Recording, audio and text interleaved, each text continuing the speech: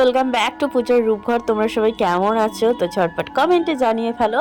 তো আজ আমরা যাচ্ছি আমার মামামের জন্য কেনাকাটি করতে, তো মার কাছে রেখে যাচ্ছি। তো তাই মা বলছে তাড়াতাড়ি চলে আসবি।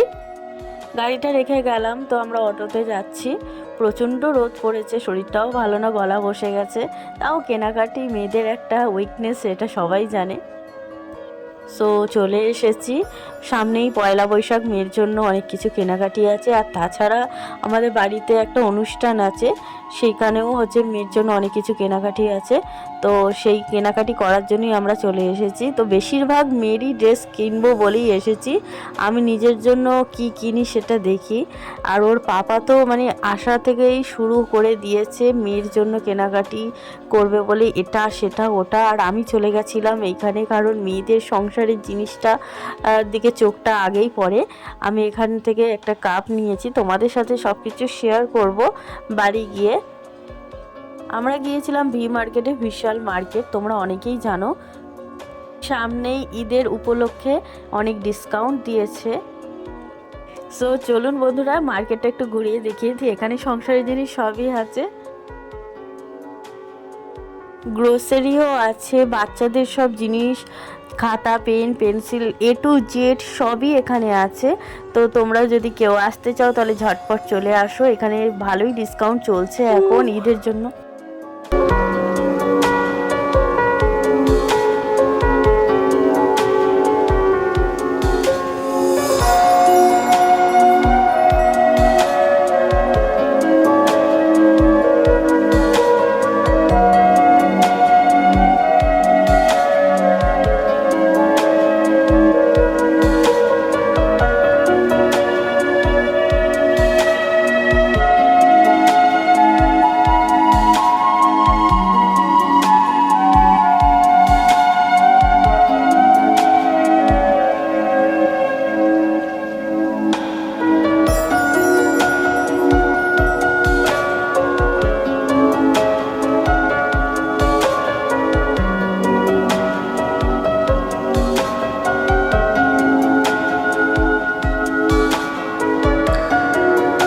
বেশিরভাগই আমার মামামের জন্য কিনেছি, আমার জন্য তো কিছুই কিনিনি।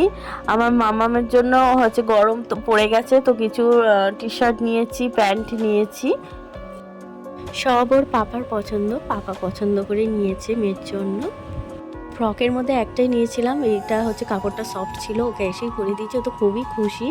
আর এই ড্রেসটা আমার মা কিনে দিয়েছে, আমার মা টাকা দিয়েছিল আমাকে, তো পয়লা বৈশাখের জন্য। আর এই সব জিনিসপত্রগুলো কিনেছি। এই কাপটা আমার খুব ভালো লেগেছে, ডিজাইনটা ভালো লেগেছে। আর এই প্লেটগুলো নিয়েছি 4টে, আর একটা গ্লাস নিয়েছি কাঁচের, আর মেয়ের জন্য হুইপস নিয়েছি, আর এই বোতল নিয়েছি।